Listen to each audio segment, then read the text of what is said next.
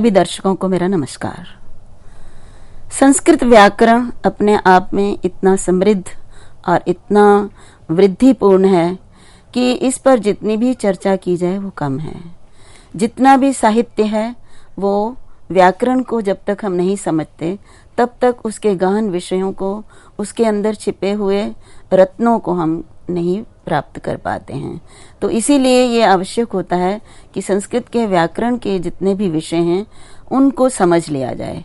और इसी श्रृंखला में संधि और समास ये दो ऐसे विषय हैं कि जिनको जाने बिना हम साहित्य का अध्ययन नहीं कर सकते। साहित्यकार क्या कहना चाहता है, उसकी भाषा जो प्रयुक्त हुई है, उसमें समासों का प्रयोग और संधि का प्रयोग करके जो शब्द रचना हुई है, उससे जो अर्थ निकलता है वो तब तक नहीं आ सकता जब तक हम समास और संधि का अध्ययन नहीं करेंगे। तो आज मैं आपके सामने समास को लेकर चर्चा करूंगी। और मैं ये बता देना चाहती हूँ कि समास पर मैंने पहले 4 व्याख्यान दिए हैं, जिसमें मैंने समास का सामान्य अर्थ और समास के भेद और उसमें अव्ययीभाव और तत्पुरुष, इन 2 समासों पर मैंने आपके सामने चर्चा की थी। और बहुत अंतराल के बाद अब मैं पुनः समास के अन्य भेदों पर चर्चा करूंगी और उनमें से जो प्रमुख भेद है बहुव्रीहि समास, आज मैं उस पर आपके सामने चर्चा करूंगी। तो जब तक ये पूर्व व्याख्यान जो कि YouTube पर अपलोडेड हैं CEC के, उसको देखने के बाद ही हम बहुव्रीहि समास को समझ पाएंगे। इसलिए वो 4 व्याख्यान जिस श्रृंखला में कहे गए हैं उसी श्रृंखला में आज मैं आपके सामने एक और समास के भेद पर चर्चा करूंगी। समास का ये भेद जिसका नाम है बहुव्रीहि समास, ये अपने आप में बहुत ही महत्वपूर्ण समास है, क्योंकि ये अन्य पद के अर्थ के लिए प्रयुक्त किया जाता है। तो जब हम कोई भी वर्णन करते हैं किसी भी व्यक्ति का, किसी वस्तु का या किसी स्थान का, तो उस स्थान के बारे में जो कुछ भी हम कहना चाहते हैं, तो जो कुछ उनके विषय में हम विशेषण इत्यादि प्रयुक्त करते हैं, उनको यदि हम समास के माध्यम से कहते हैं तो बहुव्रीहि समास का प्रयोग करके ही हम उनको कहना चाहेंगे। क्योंकि काव्य तभी सुंदर बनता है जब उसमें किसी प्रकार से अलंकरण हो, उसको सुशोभित किया जाए। अन्यथा सामान्य वाक्य लिखने से काव्य नहीं बन जाता। तो समास काव्य की शोभा वृद्धि के लिए, काव्य के अर्थ को समझने के लिए बहुत अनिवार्य है और उसमें बहुव्रीहि समास का अपना विशेष महत्व है। अब इससे पहले कि मैं आपको बहुव्रीहि समास के विषय में बताऊं, मैं ये बताना चाहती हूँ कि बहुत भ्रम हो जाता है बहुव्रीहि समास में और कर्मधारय समास में, और साथ में कई स्थानों पर अव्ययीभाव समास के भी कुछ इस प्रकार के नियम हैं जिनसे ऐसा प्रतीत होता है कि ये जो निष्पत्ति हुई है ये बहुव्रीहि समास हो सकता है। इसी तरह तत्पुरुष के भी हैं। तो इसको समझने के लिए हमें मोटे तौर पर यदि सामान्य रूप से कहा जाए तो बहुव्रीहि समास जहाँ अन्य पद के अर्थ में प्रयुक्त होता है, वहां पर तत्पुरुष समास और अव्ययीभाव, उनमें तत्पुरुष में जो उत्तरवर्ती पद की प्रधानता होती है, अव्ययीभाव में पूर्व पद की प्रधानता होती है, और कर्मधारय समास में विशेषण और विशेष्य का समास होता है समानाधिकरण्य होने पर। अब यहाँ इनमें अंतर क्या है, तो मैं अभी आपको सामान्य अंतर बताने का प्रयास कर रही हूँ कि कर्मधारय समास में जो समस्त पद हैं, जिन समास करने वाले जो पद हैं, उनका अपना अर्थ उसमें निहित होता है, उनसे उनका अपना अर्थ भी समास करने पर रहता है। जबकि बहुव्रीहि समास ऐसा समास है जिसमें जो समास में प्रयुक्त पद हैं वो अपना अर्थ न देकर उनके अर्थों से जो अन्य अर्थ प्रतीत होता है, जो अन्य अर्थ गृहीत होता है, वही बहुव्रीहि समास होता है। जैसे कर्मधारय समास तत्पुरुष समास का ही एक भेद है। तो कर्मधारय समास में जैसे हम कहते हैं कि नीलम कमलम, तो इसका अर्थ है नीला कमल। तो यहाँ पर नीला और कमल दोनों ही पद समास, समस्त पद जब हम करते हैं तो दोनों ही पदों का महत्व है। कमल जो कि नीला है, तो यहाँ पर अन्य कोई इससे अतिरिक्त अर्थ जो है इससे बोध नहीं हो रहा, तो यह अव्ययीभाव समास है। परंतु यदि हम बहुव्रीहि समास करते हैं तो हम कहते हैं पीताम्बरः, पीताम्बर शब्द का प्रयोग यदि हम करते हैं तो पीताम्बरः का पीला वस्त्र ये अर्थ नहीं है। पीला वस्त्र अर्थ कर्मधारय में होता है, परंतु यहाँ पीताम्बरः कहने से उस व्यक्ति के लिए, उस व्यक्ति या उस देवता विशेष के लिए ये अर्थ है जिसके पीले वस्त्र हैं। पीतानी अंबराणी यस्य, तो पीताम्बरः, तो ये पीताम्बरः जो है ये अन्य पद के अर्थ में प्रयुक्त हुआ है, इसलिए ये बहुव्रीहि समास है। अब अगर मैं सामान्य दृष्टि से कहूं कि इनकी पहचान क्या होती है, तो अव्ययी भाव समास जब हमने पढ़ा था तो उसमें अव्ययी भाव समास में जो विभक्ति है, वचन है, वो नपुंसक लिंग में प्रयुक्त होता है। अव्ययी भाव समास क्योंकि नपुंसक लिंग में प्रयुक्त होता है, और जबकि बहुव्रीहि समास जिसके लिए वो समास है, जिस अन्य पदार्थ के लिए वो प्रयुक्त हुआ है, उसके अनुसार उसका विशेष जो है लिंग और वचन इत्यादि होते हैं। तो यहाँ पर एक और बात जो समझ में आ रही है, सामान्य, ये मैं आपको केवल मात्र सामान्य समझने के लिए बता रही हूँ। व्याकरण की दृष्टि से, पाणिनि की दृष्टि से किस प्रकार से हम इनको भिन्न करेंगे वो मैं अभी आपको बाद में बताऊंगी, और इसके लिए बहुव्रीहि समास को समझने के लिए अव्ययी भाव और तत्पुरुष को भी समझना बहुत अनिवार्य है। तो मैंने आपको जैसे बताया कि पीताम्बर, इसमें मैंने बताया नील कमलम। अब नील कमलम यहाँ पे हमें इसकी जो बनावट है, जिस प्रकार से इसका जो है संरचना हुई है, उसी से हमें ये ज्ञात हो जाएगा कि ये जो है वो उसमें अव्ययी भाव तत्पुरुष समास है, कर्मधारय है, तत्पुरुष का भेद। और जब हम कहेंगे कि पीताम्बरः या नील कमला भी कह सकते हैं। नील कमलः अगर हम कहते हैं तो नीलम कमलम यस्य सः, अर्थात जिस व्यक्ति के पास नीला कमल है, तो ये उस व्यक्ति के लिए प्रयुक्त होने के कारण यहाँ पे विभक्ति और जो है लिंग वचन जो है वो उसके अनुसार होता है। तो मोटे तौर पर जो अव्ययी भाव समास या तत्पुरुष समास होता है, उसमें अव्ययी भाव में तो अव्यय होने के कारण उसमें नपुंसक लिंग का ही प्रयोग होता है, जबकि तत्पुरुष समास क्योंकि पूर्व पद प्रधान होता है, इसलिए उसमें जो विभक्ति वचन है वो उस पूर्व पद के आधार पर ही वो विभक्ति वचन जो है वो प्रयुक्त किए जाते हैं।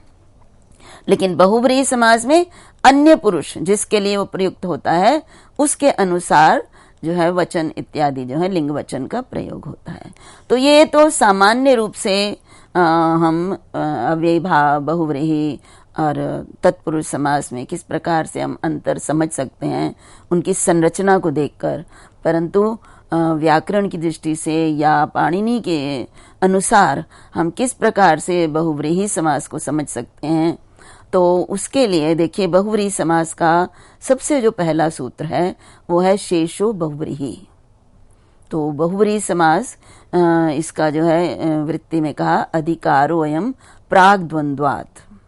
तो यहाँ बहुव्रीहि समास कहाँ तक चलता है, देखिए द्वितीय अध्याय के प्रथम पाद के प्रथम सूत्र से लेकर और फिर दूसरे अध्याय की समाप्ति तक समास का अधिकार चलता है। तो उसमें बहुव्रीहि समास का अधिकार कहाँ से होगा और कहाँ तक होगा, तो ये बताया कि बहुव्रीहि समास जो कि जिसका संख्या है दूसरे अध्याय के दूसरे पाद का 23वां सूत्र है, तो यहाँ से लेकर और प्राग द्वंद्वात्, और द्वंद्व समास जहाँ शुरू होता है वो है 4 थे द्वंद्व सूत्र द्वारा द्वंद्व समास होता है, और जिसकी संख्या है 2, 2, 29। तो इसका कहने का तात्पर्य है कि 2, 2, 23 के बाद जो आने वाले सूत्र हैं और 2, 2, 29 से पूर्व तो कितने, केवल 5 सूत्र ऐसे हैं जो बहुव्रीहि समास कहलाते हैं। तो एक तो शेष का अर्थ ये हो गया कि जो शेष हैं, अर्थात जो जहाँ पे यहाँ से लेकर और जो द्वंद्व तक जिनका अधिकार चलता है वो बहुव्रीहि समास कहलाते हैं। परंतु शेष शब्द अपने विशिष्ट अर्थ में यहाँ पर प्रयुक्त हुआ है। तो यहाँ शेष की व्याख्या करते हुए कहा येषां पदानां यस्मिन् अर्थे अव्ययी भावादि संज्ञकः समासो न विहितः स शेषः इत्यर्थः। तो यहाँ देखिए शेष का अर्थ यहाँ पे क्या कहा कि येषां पदानां यस्मिन् अर्थे, जिन पदों का जिस अर्थ में अव्ययभावादि संज्ञक समास न विहितः न किया गया हो, न कहा गया हो, वही शेष कहलाता है। अब यहाँ पे देखिए इस जो वृत्ति है इसका अपना एक विशेष महत्व है कि क्योंकि शेष अर्थ को समझना बहुत ही अनिवार्य है। यहाँ पे इन्होंने बताया कि शेष का अर्थ है कि अव्ययभाव तत्पुरुष, जो ये दो समास, इससे पूर्व दो समास बताए जा चुके हैं। द्वंद्व हमने अभी देखा, इससे आगे आएगा। तो इससे पूर्व जो अव्ययभावादि के द्वारा जो समास जिन भी पदों का नहीं कहा गया है वो सब शेष कहलाएंगे और उनमें बहुव्रीहि समास होगा। यहाँ पर देखिए कुछ आचार्यों ने कहा कि यहाँ शेष की क्या आवश्यकता है, शेष का कोई प्रयोजन नहीं है।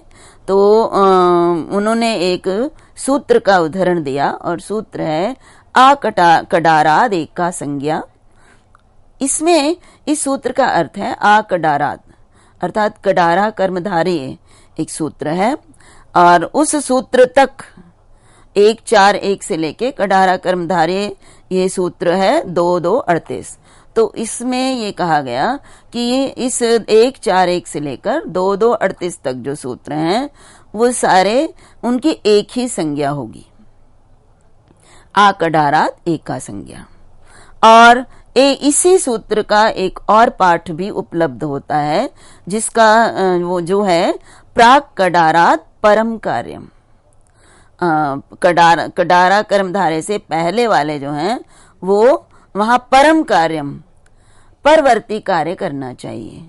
तो देखिए यहाँ पर समस्या क्या आती है कि जब हम कहते हैं कि प्राक कडारात परम कार्यम, तो अव्ययभाव समास और तत्पुरुष समास में कुछ ऐसे पदों में समास किया गया है जिनमें बहुव्रीहि समास भी हो सकता है।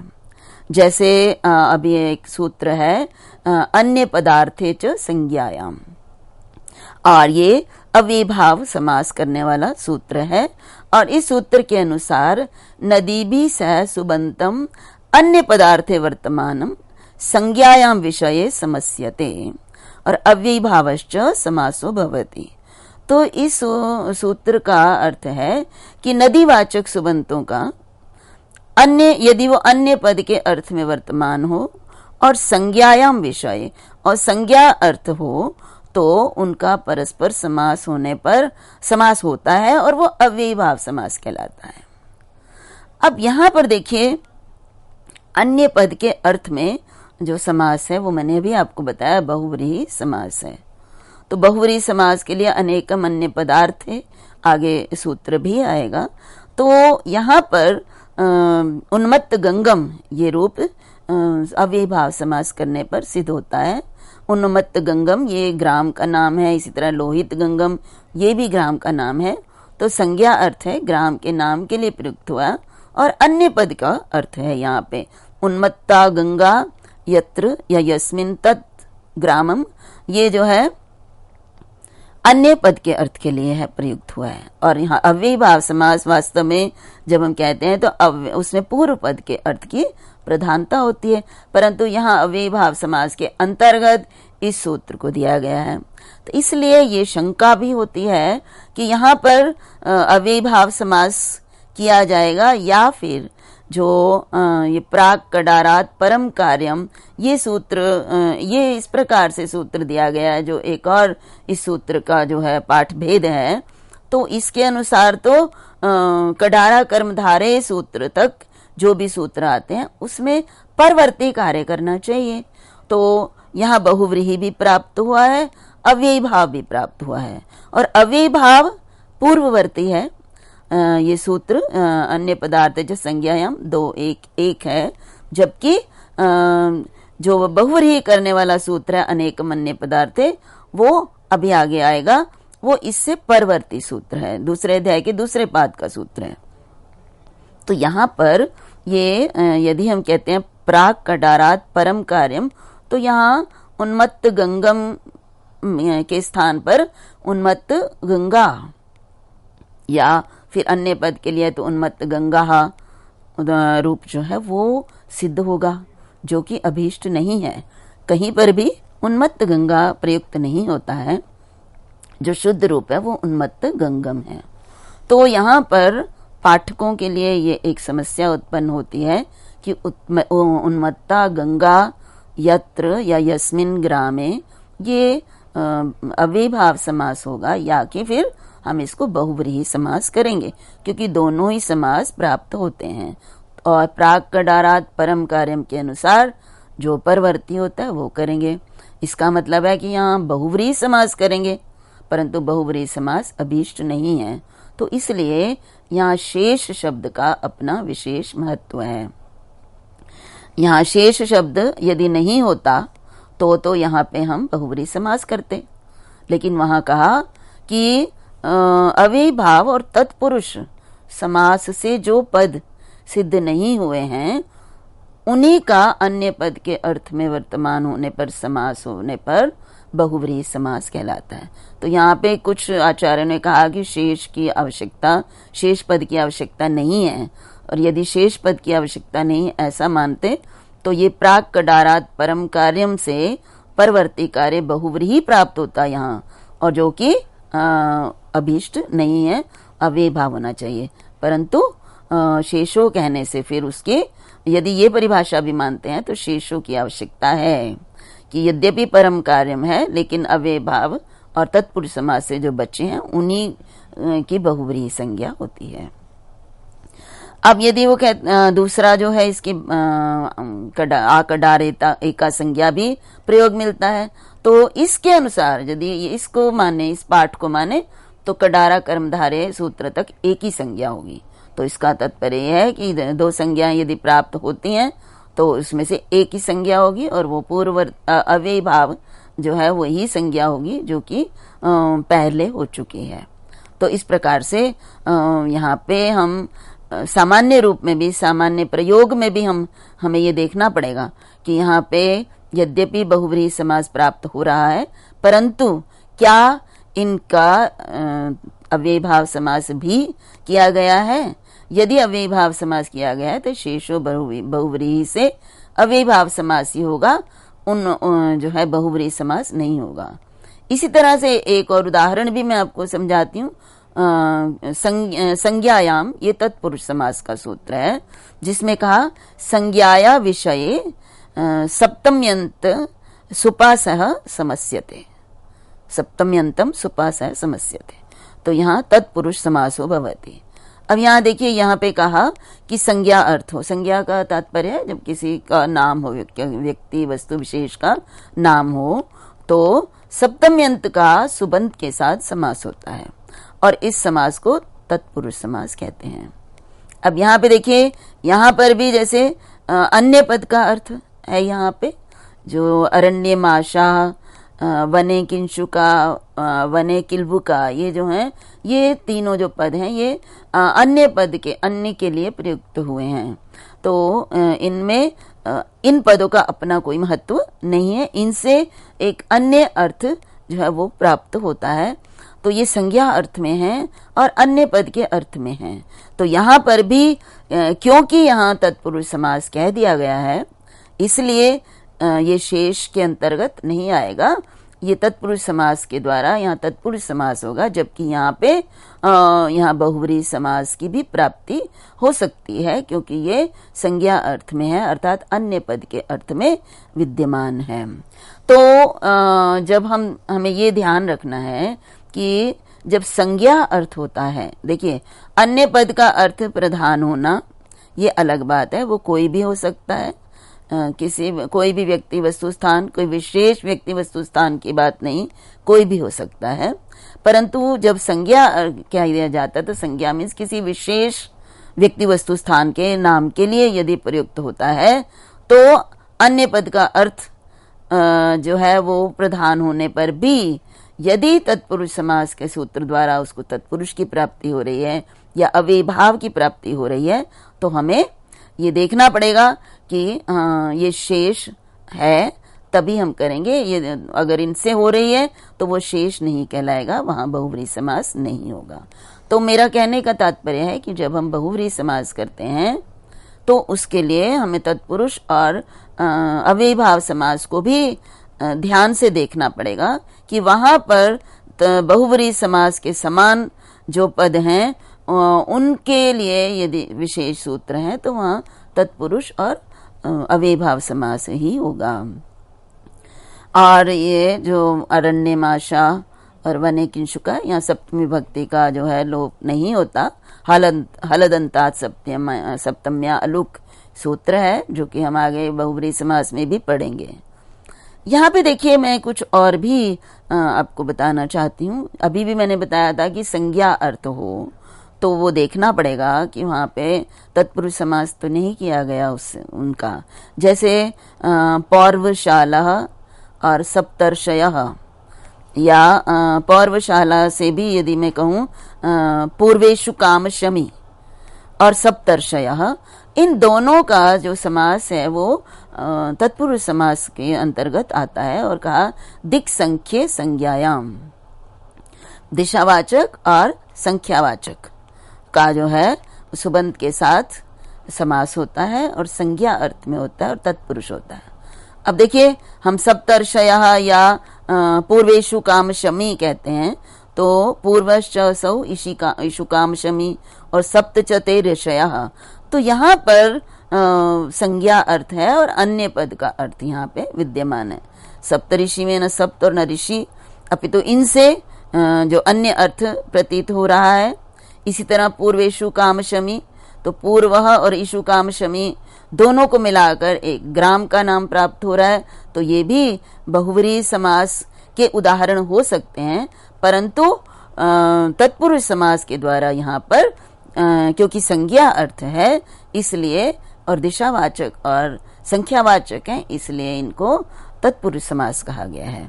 तो जब भी हम बहुव्रीहि समास करेंगे शेष का विशेष ध्यान देना होगा, क्योंकि शेष के बिना जो है हम समास के साथ न्याय नहीं कर पाएंगे। हम ये नहीं समझ पाएंगे कि अर्थ तो दे रहा है ये अन्य पद का या किसी विशेष के लिए ये प्रयुक्त हो रहा है, परंतु ये अगर ये तत्पुरुष समास से सिद्ध हो रहा है या अव्ययभाव से सिद्ध हो रहा है तो हम उसको बहुव्रीहि समास होते हुए भी नहीं कर पाएंगे, क्योंकि वो शेष कहने से उनसे बचे हुए जो हैं शिष्ट उन्हीं का समास करता है बहुव्रीहि।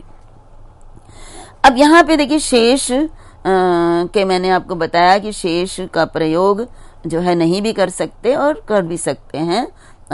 तो यहाँ पे शेष की एक और फिर आचार्यों ने इस बात से बचने के लिए कि कहीं शेष को ये ना मान लिया जाए कि ये व्यर्थ है, तो उन्होंने शेष के लिए कहा कि शेष का अर्थ है कि द्वितीयाश्रिते इत्यादिना यस्य त्रिकस्य विशिष्य समासो नोक्तः सशेषः। तो इनको छोड़िए, उनका कहना है कि शेष क्या है कि द्वितीयाश्रित इत्यादिना। अब हम जानते हैं कि जो तत्पुरुष समास है वो द्वितीयाश्रितातीत पतित गतात्यस्थ प्राप्तापन्नय इस सूत्र द्वारा, फिर तृतीया तत्कृतांतेन गुणवचनेन, चतुर्थी तदर्थ बलिहित सुरक्षित, इस प्रकार से जो द्वितीयांत तृतीयांत चतुर्थ्यंत आदि जो विभक्तियां हैं उनसे उनके साथ समास, उनका जो है सुबंत के साथ समास कहा गया है। तो यहाँ पे ये कह रहे हैं कि यस्य त्रिकस्य, त्रिक अर्थात होता है सुवादि, सुवादि जो त्रिक है, सुऔचस, ये त्रिक हैं सारे अमौचस, तो सुबंत सुपों को त्रिक भी कहा जाता है। तो इनका कहना है कि जिन त्रिकों का विशिष्य समासो न उक्तः, अर्थात त्रिक मीन्स प्रथमा द्वितीया तृतीया चतुर्थी इत्यादि, तो जिन त्रिकों का विशिष्य समास नहीं कहा गया है वही शेष है। तो यहाँ पे देखिए द्वितीया को लेकर समास है, तृतीया को लेकर, सभी को लेकर समास है, परंतु प्रथमा को लेकर समास नहीं है। उन्होंने प्रथमांत का समास होता है ये नहीं कहा गया है। यद्यपि वार्तिक में प्रथमांत का समास है, लेकिन पाणिनि के सूत्रों में प्रथमांत का समास जो है वो तत्पुरुष नहीं कहा गया है। तो इसलिए इसका अर्थ हुआ कि प्रथमांतम इत्यर्थ, शेष का अर्थ है प्रथमांत। तो प्रथमांतों में जो समास होता है वो बहुव्रीहि समास होता है। तो इस प्रकार का अर्थ इससे जो है वो हमें प्राप्त हुआ। तो अब ये प्रथमांत का समास है, तो इसका ये समास किस प्रकार से होता है ये बताने के लिए आचार्य पाणिनि ने समास करने के लिए समास विधायक सूत्र दिए हैं, जिनके विषय में हम आपके साथ आगे पढ़ेंगे।